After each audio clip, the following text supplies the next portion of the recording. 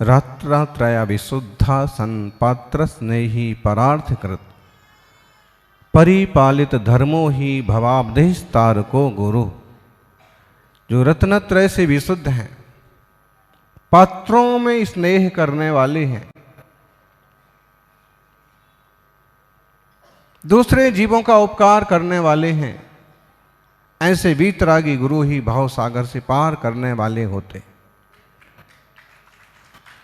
महामहिम वीतरागी जिन शासन अनादिकाल से प्रवर्तमान है, आदिनाथ से लेके महावीर स्वामी तक और कुंद कुंद स्वामी से लेके आज तक, इस वीतराग साधना में अनेक साधक उतरे। उनमें आचार्य श्री वीर सागर जी महाराज का नाम अग्रणीय है। वे आचार्य श्री शांति सागर जी महाराज के प्रथम पट्टधर कहलाए। और इसके पीछे की जो कहानी है, उनकी संलेखना समाधि के भक्त की जो कहानी है, बहुत सुंदर है। कहते हैं आचार्य महावीर कीर्ति महाराज फिरोजाबाद में विराजे थे। 1956 की बात थी। धूमधाम से चतुर्मास के लिए प्रवेश हो रहा था। लोगों का जबरदस्त आग्रह था। छदामी लाल बचपन के मित्र भी थे और उस समय के करोड़पति आसामी भी थे। चतुर्मास स्थापना के पहले ही कुछ लोग जयपुर से पहुंचे और उन्होंने कहा कि आचार्य श्री वीर सागर जी महाराज का संदेश है कि आप जयपुर पधारें और उनकी समाधि करवाएं, उनकी समाधि साधना में हाथ बटाएं। महावीर कीर्ति महाराज, जैसा सब जानते हैं, विमल सागर के गुरु, निमित्त ज्ञानी के गुरु भी तो निमित्त ज्ञानी होंगे। उन्होंने कहा कि देखो भाई, आचार्य महाराज की समाधि इस चतुर्मास में होने वाली नहीं है। बोले उनकी उम्र भी पर्याप्त हो गई है। जन्म 1876 और ये 56 आ गया, उम्र पर्याप्त हो गई, 80 के लगभग हो गई। महाराज बोले हमारी बात महाराज जी को भी जाके बोल देना, इस चतुर्मास में समाधि होने वाली नहीं है। महाराज जी की समाधि अगले चतुर्मास में होगी और उस चतुर्मास में उनके चरणों में जरूर उपस्थित रहूंगा। सुनने वाले हक्के बक्के रह गए। महाराज जी का स्वास्थ्य गिर रहा है।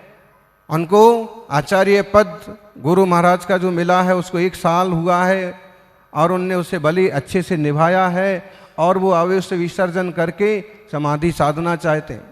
लेकिन महावीर कीर्ति जी कहते हैं निश्चित रूप से ज्ञानी संत हैं और सब उनने उनकी बात किसी ने मन से, किसी ने बिना मन से मान ली। चतुर्मास 1956 का पूरा हुआ फिरोजाबाद में धूमधाम से। महाराज जी जयपुर में थे, उनका जयपुर में हुआ। फिरोजाबाद के बाद उन्होंने फिर उस समय के विद्वान श्याम सुंदर जी वगैरह, उनको कहा कि देखो अब मुझे बिहार करना है। तो बोले कि आसपास तीर्थ हैं, दर्शन करो। महाराज जी ने कहा कि मैं आजू बाजू के तीर्थों के दर्शन करती हुई निकलूंगा, लेकिन अब और समय फिरोजाबाद में नहीं दूंगा। तो उन सेठियों ने कहा कि महाराज आपकी जन्मभूमि है, बरसों बाद तो चतुर्मास मिला, आप ठहरो, चतुर्मास एक और हो जाए, एक नहीं तो कम से कम शीतकाल तो। महाराज बोले कि देखो यहाँ से जयपुर काफ़ी दूर है और मुझे महाराज जी के पास पहुँचना है। देखो मुनियों का ज्ञान कितना बड़ा होता है। उन्होंने वहाँ से विहार किया और जयपुर पहुँचे। जयपुर पहुँचे, दोनों गुरुओं का अच्छे से मंगलमय वात्सल्य मिलन हुआ। महाराज जी उस समय तक लगभग स्वस्थ जैसे थे। और फिर चतुर्मास भी महावीर कीर्ति जी महाराज ने जयपुर में ही किया। 1997 का और वीर सागर जी महाराज जी की खानिया में संलेखना समाधि वगैरह प्रारंभ हुई। वीर सागर जी महाराज की आज की तिथि में अश्विन कृष्णा अब इस चतुर्मास में महावीर कीर्ति जी महाराज के ऊपर, जैसा कि उन्होंने क्षुल्लक दीक्षा प्राप्त की थी, तो एक तरफ से गुरु शिष्य का संबंध जैसा था, दूसरी तरफ महावीर कीर्ति जी का आचार्य पद पहले का था। तो महावीर कीर्ति जी का वीर सागर जी महाराज उस लिहाज से थोड़ा सा अलग तरह से ध्यान रखते थे। अब जब संघ में ये बड़े 18 भाषाओं के ज्ञाता आ गए, तो सबका स्वाध्याय भी निरंतर बड़े बड़े शास्त्रों का महाराज जी के इशारों पर चालू हो गया। उसी समय ज्ञानमती जी वगैरह, स्पर्शमती जी वगैरह और माता जी और महाराज अष्ट सहस्त्री वगैरह का स्वाध्याय उनके सानिध्य में करने लगे। ऐसा एक माहौल बन गया कि पूरा संघ एक है, कहीं कोई विकल्प नहीं। जब महाराज जी की विधि पूर्वक संलेखना समाधि हुई, आचार्य महावीर कीर्ति जी की सेवा के बारे में जब पढ़ते हैं कि महाराज जी को कफ आ गया, थूक आ गया, तो उन्होंने अपना हाथ आगे कर दिया। बाहर थूकने थोड़ी जाएंगे, छपक हाथ पर थूक दो, हम बाहर डाल के आते। फिर बाद में पात्र की व्यवस्था की, पात्र की व्यवस्था कर ली। भैया वृत्ति कैसे की जाती है ये सबने सीखा। जब संलेखना समाधि हो गई, फिर आचार्य पद देने की बात आई। उस समय सूरजमल बाबा जी, ज्ञानमती माता जी वगैरह जो प्रबुद्ध जन थे, तो सब ने यही विचार किया कि इस समय महावीर कीर्ति जी सबसे ज्यादा, गुरु जी से हमने क्षुल्लक दीक्षा भी प्राप्त की, पूरी अच्छे से समाधि भी कराई, समर्पण भी पूरा है, और इस समय सबसे बड़े वही हैं, सबसे ज़्यादा समझदार विद्वान वही हैं। पुराने संस्करणों में आज भी लिखा हुआ है। आप सब ऐसा करें कि महाराज जी वीर सागर जी के प्रथम शिष्य शिव सागर जी से आग्रह करें, मैं उन्हें आज्ञा देता हूं और मैं खुद उनके संस्कार करूंगा। अब इतने बड़े महाराज की आज्ञा हो गई, तो अब क्या करेंगे? तो सबने उनकी आज्ञा स्वीकार की, शिव सागर जी से निवेदन किया। शिव सागर महाराज ने भी महाराज जी का आदेश स्वीकार करके और फिर पद स्वीकार किया। और आज उसके बाद जिन धर्म की धारा, शिव सागर जी के बाद धर्म सागर जी आए, धर्म सागर जी के बाद अजित सागर जी आए, वर्धमान सागर जी, श्रेयांश सागर जी, सागर ही सागर आ गए। और इधर देखे तो ज्ञान सागर जी, विद्या सागर जी। अगर उस समय गंभीरता महावीर कीर्ति जी ने ना बरती होती तो शायद इतने सारे सागर समाज में नहीं आ पाते। आचार्य वीर सागर जी महाराज वयोवृद्ध अपने युग के कठिन साधक थे। उन्होंने श्रमणों को साधना और साधना के साथ समाधि की प्रवृत्तियां सिखलाई। वीर संगीत मंडल यहाँ का जो है वो हुई उनकी एक स्थापना। वो संस्था आज अपने हिसाब से प्रभावना करती है। ऐसे और पता नहीं कितने जगह लोगों का उन पर आशीर्वाद होंगे। तो गुरुजन अपने जीवन में बहुत कुछ देते हैं।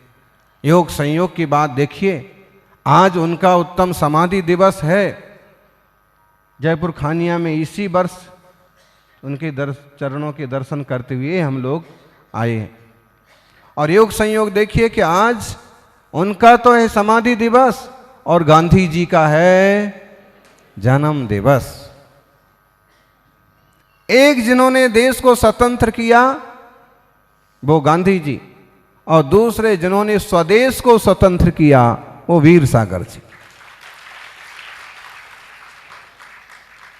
सौभाग्यशालियों, महात्मा गांधी जी के बारे में भी क्या कहें, कितना कहें।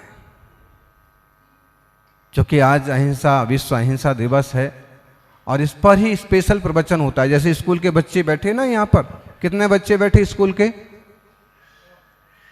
दिख ही नहीं रहे बराबर से, इतने बच्चे हैं। मतलब देखा जाए तो 200 से ज़्यादा नहीं है, लेकिन हर बार हजार हजार बच्चे स्कूल इकट्ठे होंगे, इसको अहिंसा दिवस, विश्व अहिंसा दिवस के रूप में मनाते हैं। किसको?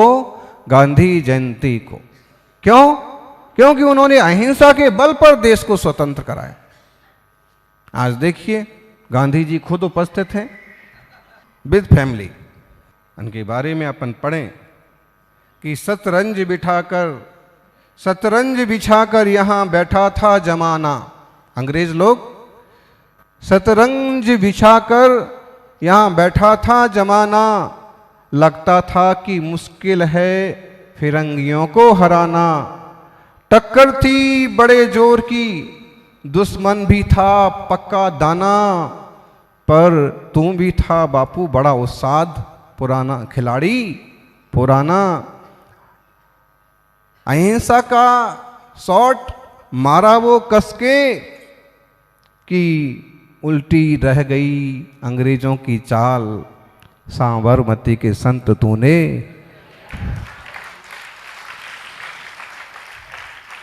साबरमती के संत, साबरमती हम गए थे अहमदाबाद में, बापू का हर कोना कोना देखा, वहाँ के लोगों का आग्रह था तो फिर थोड़ी देर प्रवचन भी किया। आज भी उस भूमि से उनकी सत्य अहिंसा और प्रार्थना की गंध आती है।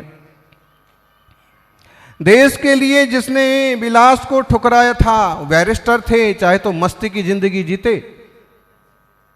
देश के लिए जिसने विलास को ठुकराया था, आज देश की फिक्र कितने लोग करते? ऐसे लोग भी हैं जो विदेशों में जाकर के देश की निंदा करते।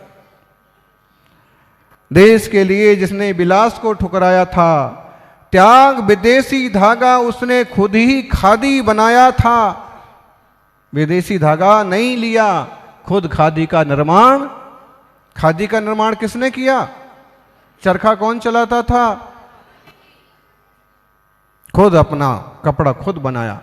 पहन के काठ के चप्पल जिसने सत्याग्रह का राग सुनाया था, देश का था अनमोल वो दीपक जो महात्मा गांधी कहलाया था। महात्मा गांधी ऐनक पहने। गांधी जी क्या पहनते हैं? ऐनक कौन कौन पहनता आप लोगों में? देखो आप लोग कहाँ पहनते हैं ऐनक? देखो ऐनक नहीं पहनना ज़्यादा अच्छी बात है। ऐनक पहनना मतलब आंख में कमजोरी आई। अब गांधी जी को तो बुढ़ापे में कमजोरी आई तो पहनते थे ऐनक।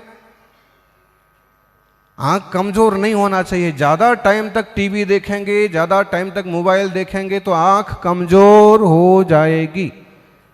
इसलिए कम से कम देखो और हरियाली जरूर देखो, है ना? और थोड़ा आंख के लिए एक्सरसाइज भी करो, नहीं तो गांधी जैसा चश्मा। ऐनक पहने लाठी पकड़े। गांधी के हाथ में क्या होता है? ऐनक पहने लाठी पकड़े चलते थे वो शान से। जालिम कांपे थर थर थर थर, सुनका उनकर नाम रे।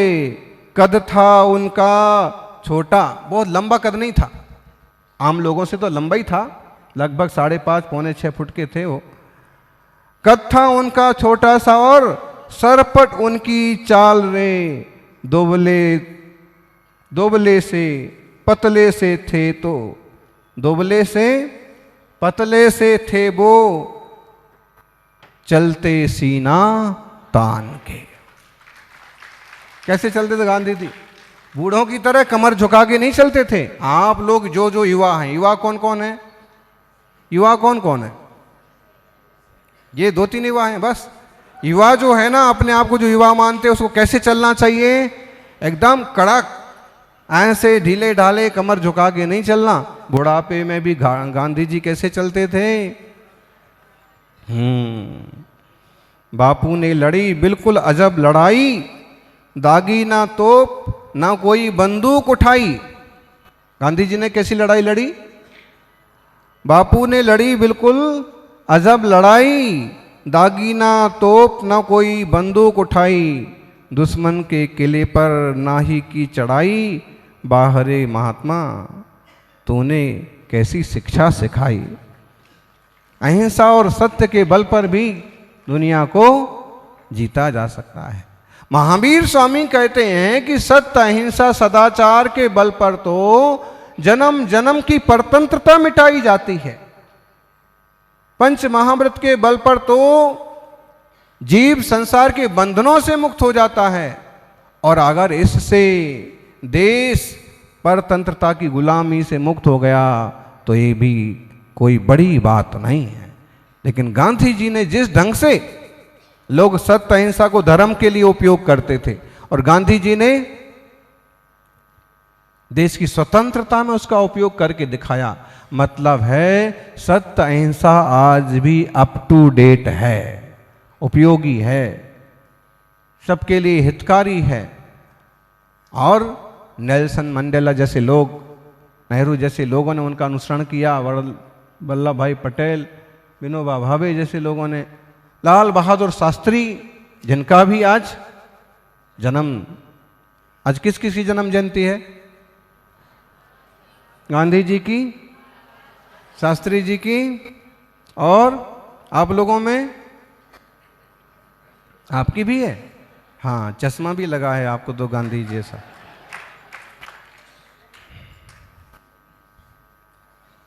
जो भी है, लेकिन अद्भुत काम उन्होंने अपने जीवन में किया, और आज पूरी दुनिया के लिए वो मिसाल बने हुए हैं।